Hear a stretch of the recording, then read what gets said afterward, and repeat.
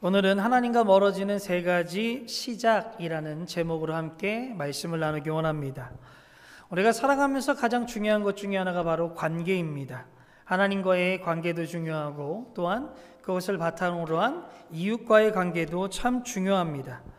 그런데 우리가 가장 중요한 것, 그것이 관계임에도 불구하고 그것을 머리로 알고 끝나는 경우가 너무나 많이 있다는 것이죠. 그런데 그렇게 쉽게 관계라는 것이 중요함을 알매도 불구하고 내 삶의 일부가 잘 되지가 않습니다. 하나님과의 관계가 친밀해져야 하는데 정말 힘써야 되지만 말처럼 참 되지 않는 것을 발견하게 되죠. 더 나아가 하나님과의 친밀한 관계를 맺는 것이 나의 삶으로 드러나야 하지만 하나님과 점점 멀어지고 있는 내 자신을 발견할 때가 있습니다. 어떨 때는 그런 자신을 바라보며 참 한심하기도 하고 또 언제는 하나님이 정말 계신 것인가 라는 생각이 들 때도 있습니다. 그래서 하나님을 부정하는 분들도 계시고 결국 교회를 떠나는 분들을 발견하게 됩니다. 그럼 왜 우리는 알면서 멈춰 있는 것일까? 왜 그 알을 우리가 행함으로 하지는 못하는 것일까? 조금 더 생각해 보면 우리가 하나님께 나아가는 가운데 우리 앞에 막고 있는 것이 무엇인가를 한번 생각해 보게 됩니다. 그래서 오늘 말씀을 통해서 하나님과 멀어지는 세 가지 시작을 발견하심으로 그것들에게 넘어지는 것이 아닌, 그래서 하나님과 관계가 멀어지는 것이 아니라 다시 한번 하나님과의 관계를 회복하고 하나님과의 관계가 더욱더 친밀해질 수 있는 저와 여러분이 되기를 주님의 이름으로 소망합니다. 하나님과 멀어지는 첫 번째 시작은 바로 갈등입니다. 갈등의 요소를 통해서 우리는 하나님과 멀어진다는 겁니다. 우리가 살아가다 보면 모든 사람은 갈등을 하지요. 이 갈등이라는 것이 무엇입니까? 나와 무언가 맞지 않을 때 생기는 것이 바로 갈등입니다. 그 갈등으로 말미암아 내가 아무리 친한 사람일지라도 멀어지게 되는 것을 보게 됩니다. 갈등으로 말미암아 나에게 정말 필요한 사람에도 불구하고 그 사람을 떠나보내는 것을 봅니다. 갈등으로 말미암아 내가 도와주고 내가 보살펴줘야 되는 사람이 있음에도 불구하고 그 사람에게 관심을 갖지 않는다는 겁니다. 그런데 이 갈등이 사람과의 갈등일 뿐만이 아니라 하나님과의 관계에서도 동일하게 나타나게 되지요. 하나님이 우리에게 열어주신 길이 우리 마음에 부합되지 않을 때에 갈등합니다. 하나님이 내 기도에 응답하여 주시지 않을 때에 우리는 하나님과 갈등합니다. 하나님이 내가 받은 고난 가운데 나타나지 않으시면 바로 갈등을 하게 된다는 겁니다. 그래서 하나님과의 갈등을 통하여 많은 사람들이 교회를 떠나고 하나님과의 갈등으로 인하여 하나님을 부인하며 그것도 모자라서 하나님을 저주하는 사람들을 발견하게 됩니다. 그럼 왜 우리는 갈등을 하는 것일까? 왜 갈등으로 인해 하나님과의 관계뿐만이 아니라 이웃과의 관계도 다치게 만드는 것일까? 우리가 갈등하는 이유에 대해서 요한일서 3장 4절 말씀에 보면 이렇게 이야기합니다. 우리 다 같이 함께 읽겠습니다. 죄를 짓는 자마다 불법을 행하나니 죄는 불법이라. 아멘. 우리가 죄인임을 인정하십니까? 성경은 죄로 인해 우리가 뭐라고 얘기하냐면 불법자라고 이야기합니다. 우리가 불법을 행하였기 때문에 하나님과의 관계, 이웃과의 관계, 그것을 갈등하며 살아가게 되었다는 것을 이야기합니다. 그럼 여기서 말하는 불법이라는 것은 과연 무엇일까? 많은 분들이 불법이라고 이야기하면 죄를 어기는 것만을 생각합니다. 그런데 우리가 현대인의 성경으로 그 부분을 보면 하나님의 법을 어기는 것이다라고 이야기를 하지요. 그러면 본문에서 이야기하는 하나님의 법이라는 것은 바로 이 불법이라는 것은 무엇을 뜻하는 것일까? 우리가 생명의 삶을 하신 분들은 잘 아시겠지만 여기서 말하는 불법은 하나님의 법을 어기는 것, 바로 무법자라는 뜻입니다. 우리가 무법자이기 때문에 관계 가운데 갈등하며 살아간다는 것이지요. 예를 들어서 우리가 운전을 할 때에 갑자기 끼어드는 순간이 아님에도 갑자기 끼어드는 사람들이 있습니다. 그리고 교통신호를 무시하는 사람들도 있고 가끔 가다가 일방통행인데 저쪽에서 역주행하는 사람들이 있음을 봅니다. 우리는 그들을 가리켜서 무법자다라고 이야기합니다. 법을 안 지키는 사람, 법이 없는 것처럼 행동하는 사람. 그런데 이 사람들을 잘 생각해 보시면 법이 없는 것이 아닙니다. 그들에게 법이 하나 있죠. 자기 자신이 법입니다. 자신이 하고 싶은 대로 행하는 자, 우리는 그들을 가리켜 무법자라고 이야기합니다.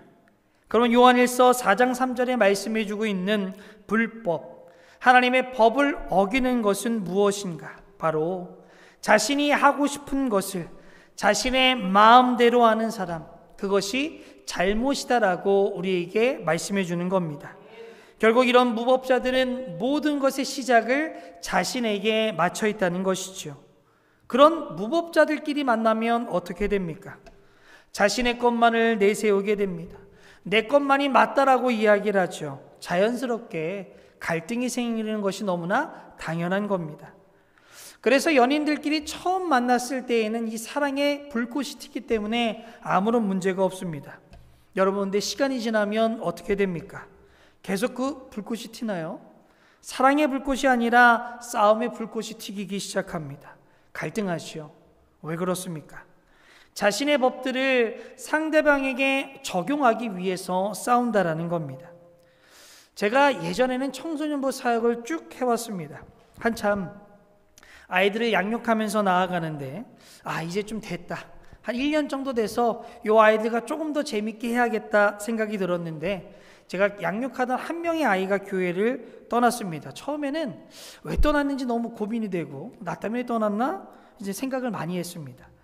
그 아이가 리더급이었기 때문에 그 아이가 떠난 다음에 저에게도 상처가 심했습니다.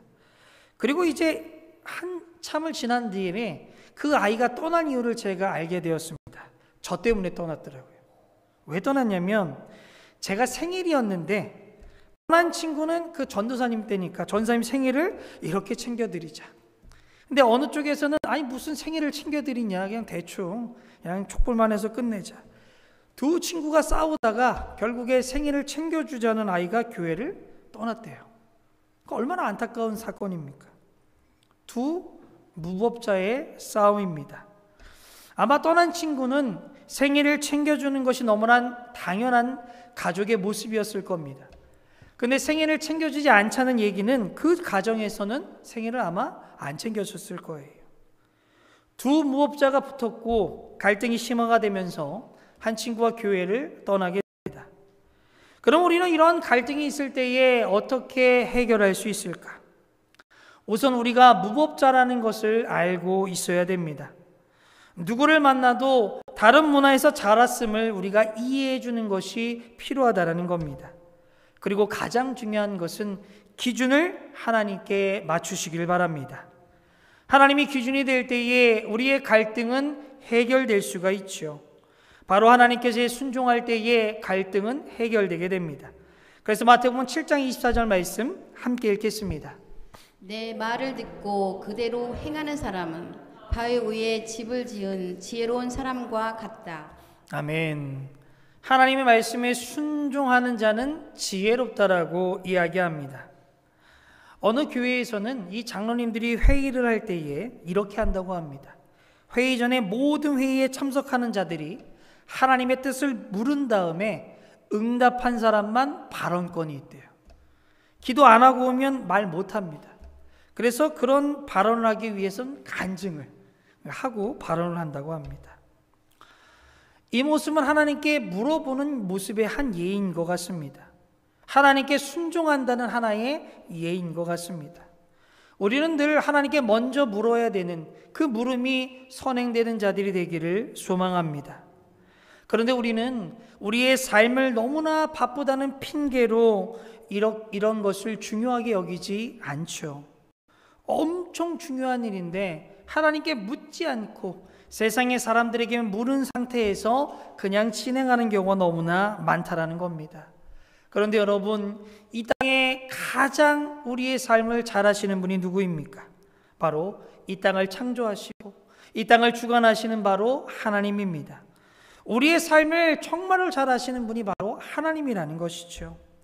그렇게 우리는 하나님에게 물어야 됩니다. 하나님의 말씀을 들어야 됩니다. 그리고 그것을 실천하시길 바랍니다. 바로 하나님의 말씀에 순종하는 것이죠.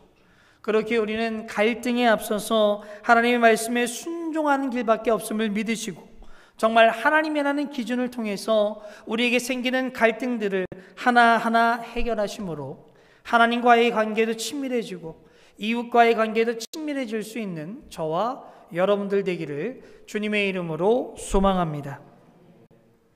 하나님과 멀어지는 두 번째 시작은 오만으로부터 시작이 됩니다. 바로 오만으로부터 시작한다는 것이죠. 이 오만의 뜻을 찾아보니까 태도나 행동 따위가 방자하고 건방지다 라는 뜻을 가지고 있습니다. 한번 묻죠. 우리의 모습 속에 오만한 모습이 없습니까? 나도 모르게 흘러나오는 오만이 있지 않은가요? 저희 아내와 이렇게 대화하다 보면 무슨 제가 오만한 맛 딱 느껴지면 바라보는 표정이 다릅니다. 눈빛이 다르다 그러죠. 우리는 오만함을 갖고 삶을 살아갈 때에 하나님과 멀어지는 것을 발견하게 됩니다. 이 오만한 모습이 잘 드러내는 사람이 나오는데요. 야고보서 4장 13절 말씀에 보면 한 부자가 이렇게 이야기합니다. 오늘이나 내일 어느 도시에 가서 1년 동안 거기에 지내며 장사여 돈 벌겠다 하는 사람들이여 들으십시오. 장사로 돈을 버는 사람이 장사꾼에게 책망하는 말씀입니다. 왜 장사꾼에게 책망하고 있는가? 돈을 버는 것에 집중해서 이 장사꾼을 책망했다면 우리 크리스천들 다 돈 벌면 안 됩니다. 가난하게 살아야 되죠. 그러나 하나님은 우리에게 약속하시고 말씀하시는 것은 풍성한 삶입니다. 벌 수 있으면 잘 버셔야죠. 물질적인 풍성함도 누릴 수 있으면 누리는 겁니다. 그럼 왜 장사꾼에게 지금 책망하고 있는가? 14절과 16절 말씀에 보면 핵심을 쫙 얘기합니다. 우리 다 같이 함께 읽겠습니다. 여러분은 내일 일을 알지 못합니다. 여러분의 생명이 무엇입니까? 여러분은 잠깐 나타났다가 사라져버리는 안개에 지나지 않습니다. 그런데 여러분은 지금 우쭐대면서 자랑하고 있습니다. 그와 같은 자랑은 다 악한 것입니다. 아멘. 우쭐대면서 장사꾼이 지금 무슨 생각하고 있냐면 오늘이나 내일도 자신의 마음대로 장사가 다 잘 될 것이라고 이야기합니다. 자신의 미래가 자신에게 있다는 착각에 빠져 있다는 것이죠. 내일이 자신의 것이 아님에도 불구하고 자신에게 달렸다라고 생각하며 계획하고 실행하고 다 잘 될 거라고 생각하는 것, 그것이 바로 오만입니다. 그래서 14절 말씀처럼 사람은 내일 일을 알 수 없다고 생각해야 됩니다. 내일이 자신에게 달려있다라고 생각하는 사람은 오만한 자라는 것. 혹시 우리의 삶에 나의 계획과 나의 모든 것이 내가 할 수 있다라고 생각하신다면 이 오만이라는 것을 다시 한번 생각해 보기를 원합니다. 내일은 누구 손에 달려 있습니까? 하나님이지 않습니까? 정말 하나님 손에 달려있다라고 생각하십니까? 우리가 조금만 생각해 보면 내일 일이 우리 손에 달려있지 않다라는 거 너무나 잘 알 수 있습니다. 여러분, 우리가 교통사고 언제 날 줄 아시나요? 우리 집에 도둑이 언제 들지 아시나요? 아무도 모릅니다. 자신에게 사고가 나고 자신의 집에 도둑이 들어올 거라고 생각하는 사람 아무도 없습니다. 자신은 항상 건강하고 자신은 항상 잘 될 거라고 생각하죠. 근데 그렇지 않지 않습니까? 이런 거 딱 보면 내일이는 우리에게 없다라는 것을 너무나 잘 압니다. 우리가 혈기왕성한 청년일 때에 모든 것을 다 할 수 있다고 생각하지 않으셨나요? 제가 그랬습니다. 신학교 딱 들어가고 사역이 힘들 때마다 이런 생각을 했습니다. 나 목회 안 해도 뭘 해도 잘할 거야. 나 성공할 수 있어 라는 생각을 가지고 있었습니다. 그래서 멘토 목사님 찾아가서 때려칠게요 하면서 이제 이런 얘기를 하면 목사님이 토닥거리시면서 가. 그래서 이제 목회를 계속 합니다. 제가 목회 안 했으면 성공했을까요? 모르죠. 장래일은 제 주관이 아니니까요. 제가 상담할 때에도 이런 얘기를 한 청년이 있었습니다. 하나님이 자신을 도와준 적이 한 번도 없대요. 자신 하나님의 도우심을 경험한 적이 아예 없다라고 이야기합니다. 이거 맞는 말인가요? 아마 이 청년이 애를 안 키워봐서 그런 것 같습니다. 우리가 자녀를 키워보면 청년까지 아이를 키웠다? 주의 은혜 아닙니까? 아이들이 커가는 자체가 주의 은혜임을 아이를 키워본 분들은 알 겁니다. 제 마음대로 안 되잖아요. 안 되지 않습니까? 하나님 없으면 그 아이들이, 그 청년이 그렇게 클 수 없음에도 불구하고 그 청년은 하나님의 은혜를 누리지를 못하는 겁니다. 오만 가운데 있는 것이죠. 우리는 지금보다 나쁜 길로 더 빠질 수 있습니다. 그러나 하나님이 잡아주셨으니까 이 자리에 있는 거 아닙니까? 내가 더 큰 죄의 자리로 나아갈 수 있지만 하나님께서 우리를 붙잡아 주셨으니까 그 길이 아닌 이 길에 있는 거 아닙니까? 또한 용서해 주셨으니까 하나님께 당당하게 지금 나와서 예배드릴 수 있는 거 아닙니까? 이것보다 더 좋은 도움이 우리에게 어디 있을까? 만약 하나님이 한 번도 나를 도와준 적이 없다고 생각하시면 오만한 겁니다.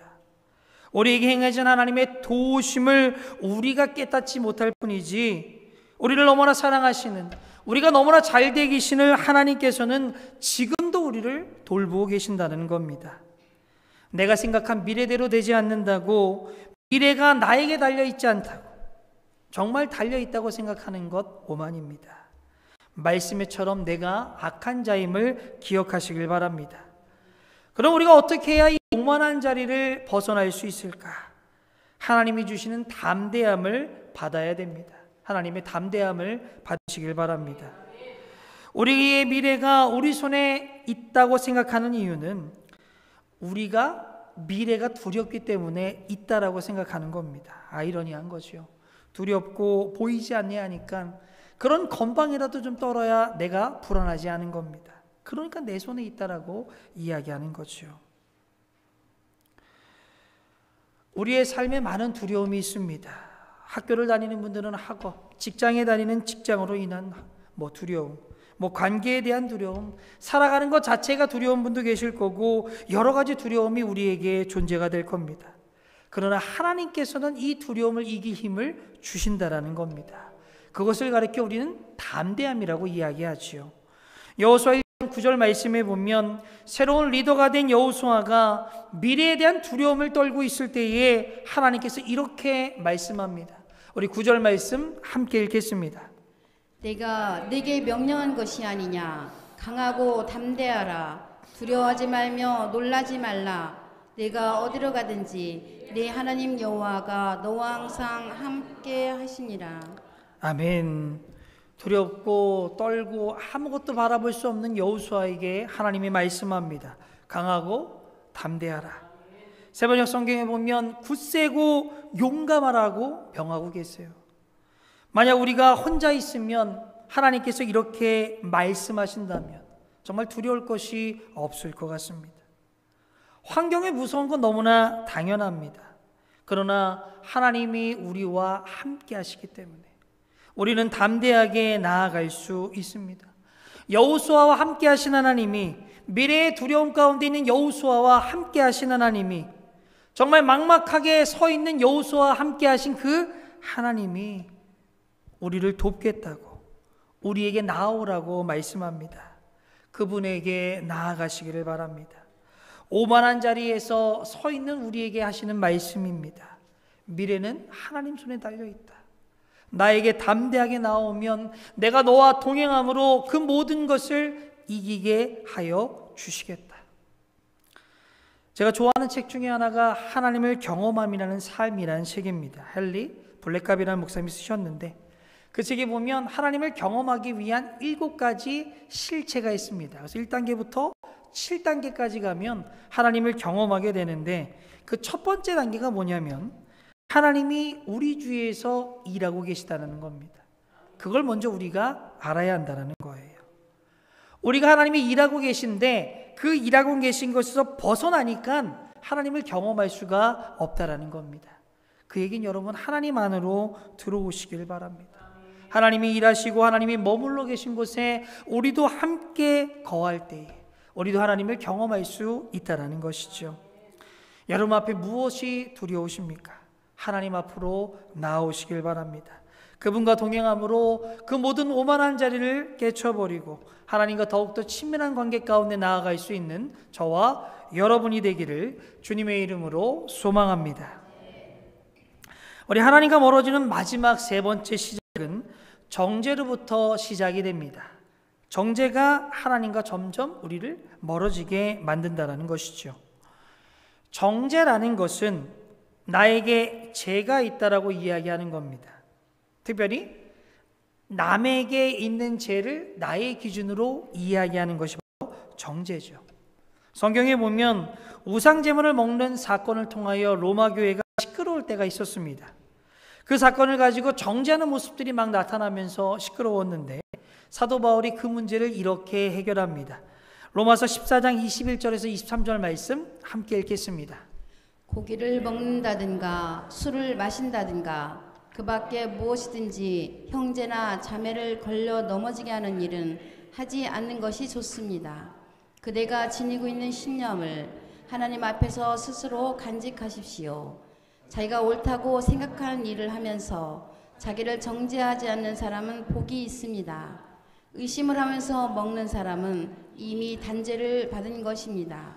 아멘. 여러분은 제사 음식을 먹는 것이 죄인가요? 아닌가요? 괜찮으신가요? 찝찝하신가요? 오늘 본문에 보면 뭐라고 이야기하냐면 사도 바울은 우상제물을 먹는 것에 대해서 신념을 따르라, 양심을 따르라라고 이야기합니다. 내 양심에 우상의 제물을 먹는 것이 괜찮다 그러면 먹어도 되고 만약에 양심에 찔린다면 먹지 말라라고 이야기하는 겁니다. 그런데 많은 사람들, 특별히 그 로마 교회에 있던 사람들은 자신의 양심을 가지고 자신에게 적용하는 것이 아니라 남에게 적용한 겁니다. 바로 정죄한 것이죠. 그러다 보니까 문제가 생기는 겁니다. 그런데 우리도 동일하죠. 우리는 다른 사람의 신념, 양심을 생각하지 않은 채 우리의 기준으로 남을 판단하게 됩니다. 바로 정죄하고 있는 거죠. 제가 들은 얘기인데 어느 목사님이 이제 부흥회 가셨다고 합니다. 이제 오전 부흥회를 마치고 딱 그 지역에 그 목사님이 좋아하는 야구팀이 오셨대요. 그래서 그 담임 목사님하고 친해서 야구를 좋아하는 거 아니까 이제 야구를 타러 갔습니다. 근데 두 분이 가신 것이 아니라 한 성도님이 차를 운전해서 이제 야구장을 가는데 앞에서 이렇게 뒤에서 차를 타고 그 집사님을 보니까 너무 표정이 안 좋더래요. 뭔가 좀 이상하다. 혹시 야구 때문에 그런가? 그래서 그냥 돌아가자고 해서 교회에 와서 그분에게 물어봤다고 합니다. 왜 이렇게 야구장에 가는데 표정이 안 좋으세요? 그랬더니 이분이 뭐라고 얘기하냐면 자신은 교회보다 하나님보다 야구를 정말 좋아하는 사람이었다고. 야구팀, 선수 이름, 타율, 경력 줄줄이 깨고요. 야구를 해서 교회에 못 나오는 경우가 많았답니다. 그래서 하나님께서 야구를 접게 하시고 이제 교회를 나오는 거예요. 그분이 볼 때는 야구는 죄입니다. 그분이 볼 때의 죄예요. 그분의 기준으로 목사님을 지금 정죄하고 있는 거죠. 여러분, 야구가 나쁜가요? LG가 우승하셔서 LG 좋아하시는 분들은 좋아하실 거죠. 야구가 나쁜 것은 아닙니다. 여러분, 정죄는 남을 생각하지 않는 겁니다. 정죄는 남의 의중을 듣지 않는 겁니다. 정말 하나님의 기준이 아니고 나의 양심의 기준을 통해서 남을 생각하고 있다면 그것을 하나님 앞에 내어놓으시길 바랍니다. 그러면 우리가 어떻게 이 정죄의 마음을 내어놓을 수 있을까? 그것은 진정한 사랑밖에 없다는 생각이 듭니다. 요한복음 3장 16절 말씀에 보면 이렇게 얘기합니다. 하나님께서 세상을 이처럼 사랑하셔서 외아들을 주셨으니 이는 그를 믿는 자마다 멸망하지 않고 영생을 얻게 하려는 것이다. 아멘. 하나님이 우리를 사랑하셨습니다. 하나님이 나를 사랑하셨어요. 그런데 우리가 생각해야 될 것은 하나님이 우리를 어떻게 사랑했는지를 한번 고민해 보시길 바랍니다. 하나님의 기준을 갖고 인간을 사랑하셨다면 여기에 남아있을 수 있는 사람이 아무도 없죠.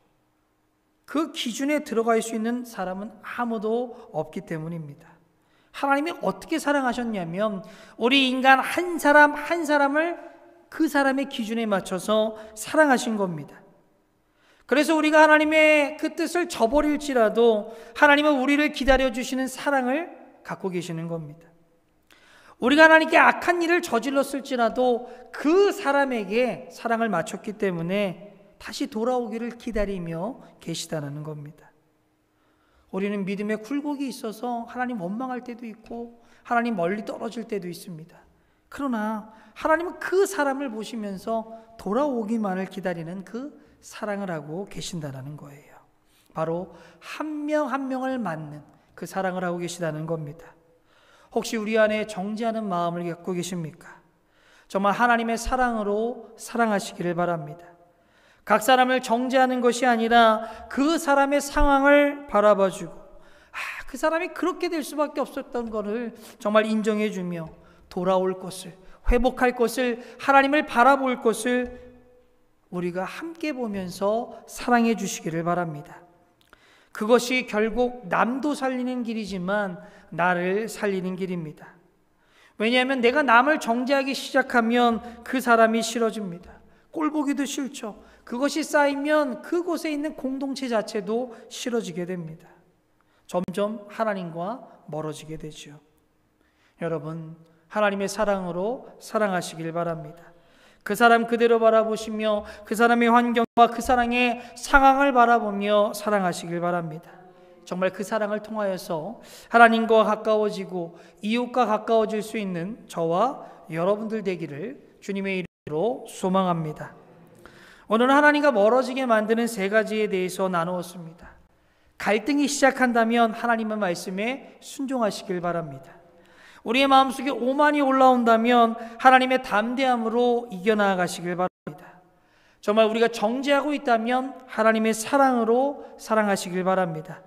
그래서 한 주간 동안 정말 하나님과 멀어지는 시작이 발견될 때마다 그것에 굴복하여 하나님과 멀어지는 것이 아닌 그 요소들 가운데 하나하나 정말 승리하셔서 하나님과 더욱더 친밀해지고 우리 주위에 선한 영향력을 끼쳐 그들과 더욱더 친밀해질 수 있는 저와 여러분들 되기를 주님의 이름으로 소망합니다.